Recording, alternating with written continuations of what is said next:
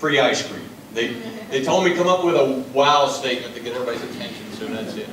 I'm done with my presentation. We'll have ice cream back here. I was thinking no one's going to want ice cream at 9 o'clock in the morning, but apparently I was wrong. I was shamed into it yesterday to bring it back. When we finish, we'll have some samples of one of the flavors. This is a shot from the 1930s. That's when Elsie the cow visited Epworth, at the time Epworth Orphanage. Epworth Dairy as well. Epworth was a working dairy at the time. Does everybody know Epworth Children's Home? Anybody not know? Everybody know where it is over between Millwood and Divine Street? They used to have 100 acres there. And then they had another 700 acres out Garner's Ferry Road, not too far. It was a working dairy that was used, that they worked to support themselves. When Elsie came to visit, it looks like summer camp, doesn't it? Isn't that a great picture? Everybody know who Elsie the cow is from Gordon Dairy? It took me a while before I looked past the first two kids in the front, the little girl and the little boy right there with the pulling the calf. And especially the little girl, her eyes are kind of captivating and she looks really happy and they look like they're having summer camp. And after a few views, I look back here at your left side, the top corner, the two sort of teenage boys in the top. They look like they're up to something, don't they? Maybe there's trouble brewing out in front somewhere. Maybe they don't like something that's going on, but they don't look like they're having fun. And the little boy on the far right side there is looking kind of quizzical at the cow, like, nah, I don't know about this. He doesn't look like he's having fun. These are kids that come from distressed families. Maybe they don't have parents. Maybe the parents can't keep them. Maybe somebody's sick. Maybe somebody's out of work. Many things affect this. But they're not kids that came here to go to summer camp. They're kids that need a place to grow. They're kids that need a place to be loved.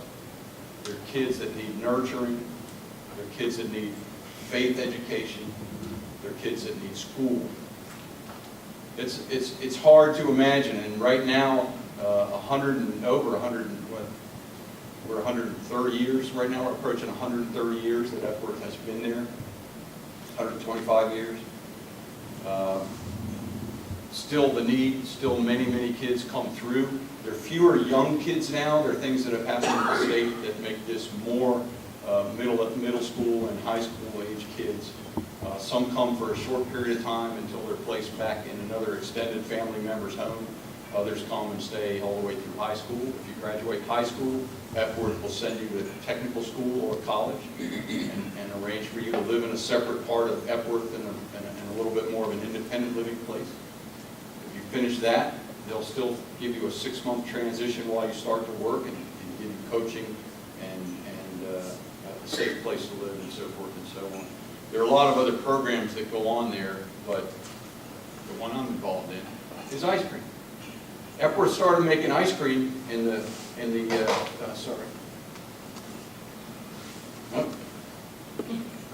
Epworth started making ice cream during the Depression. The government supplied them with peanut butter. They were a dairy making other things, and somebody said, hey, let's make a treat for the kids and for the staff. And on Sundays, for example, or special occasions or events when something's going on there, they've been making this ice cream since the Depression. It's a long time. Homemade peanut butter ice cream. Several years ago, a group called Friends of Epworth decided to take a look at other ways to generate revenue for the children's home. It's a traditional nonprofit model. Go out and ask donors to give money, go to the government and ask for grants. And this group said, what if we could take that ice cream product and commercialize it and create a social enterprise where 100% of the profits would go back to the children's home? Would consumers find it a compelling reason to buy this ice cream over another because it was going to benefit kids and families in need? So, great ice cream for great kids, because life should be sweet. This is a premium, maybe even a super premium ice cream. We're working on that right now. Very high quality, very good taste, none of that low fat, low calorie nonsense. And interestingly, that up until Halo Top, that has been the growth part of the category in recent years, where people are tending to think about being more careful, but if I'm going to eat it, I'm going to get the good stuff. I might not eat it as much, but I'll pay more, and I'll get the high quality stuff with the great flavors and indulge in it. I just won't eat as much. The average annual ice cream consumption among users is 23 pounds. It's hard for me to imagine. I can't even imagine eating 23 pounds of ice cream. I just don't eat it frequently enough. I never in my life did. But if you take a household, 2 or 3 or 4 kids that buys it regularly and eats it regularly, 23 pounds isn't so much. I'm not sure that household is the one that's going to buy this premium brand, but I think there's a subset there that will help. It's an $8.2 billion category. It's a very, very tough category at retail, and we understand that. But what we're working to do here is start with proof of concept. We have ice cream made in Atlanta in a separate dairy. Our minimum quantities are low.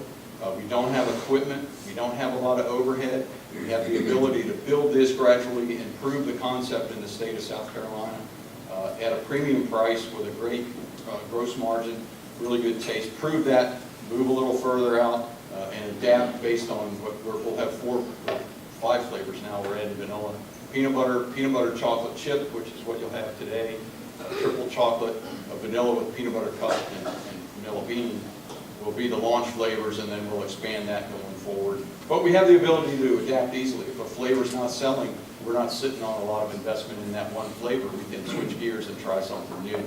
We have very short lead times. I can order quantity and have it in 2 to 3 weeks, so you don't have to have a lot of stock in place. I have a freezer. One of my first worries was a commercial freezer. I found 5 that are available and free right off the bat, so I have a place to store. I found a free truck. I don't have space yet, but I don't need space yet for quite a while. There's going to be 3 of us early on, and we'll manage to work through different places. SoCo Workspace is one of them potentially. I've got somebody that's offered me free space with storage, and so it's been nice because it's Epworth, and I know I'm cheating. It's Columbia. A lot of people know Epworth. We understand that we're going to get a very favorable response here. Our challenge is to move beyond Columbia, where it's for kids, and the Epworth name has less emphasis, and the cause has more emphasis. But we can adjust as we go. We'll go out first with things like a cart at Soda City. We have restaurants that already want it. We have some specialty stores that have already asked for it. The news guy was here filming something a minute ago when we were on public radio too early back in December, January.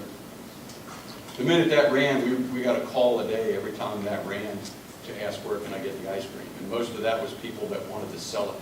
So we're very encouraged by the fact that even that little bit of an outreach generates interest. One of the things that we also have to our advantage is this is a Methodist children's home. There are 1,000 Methodist churches in the state. Many of them support Epworth. Most are supposed to. So the smaller ones have a little bit more reach from it. But there's a kind of a Girl Scout cookie model where we can do fundraisers in a very small number of churches right off the bat and generate orders and then fulfill those orders 3 weeks, 4 weeks, 6 weeks later. So that's a nice starting point that'll give us also a basic customer. She said stop, so I'm stopping. I was at the end anyway. That's a good job. Thanks, Dave. Good day again.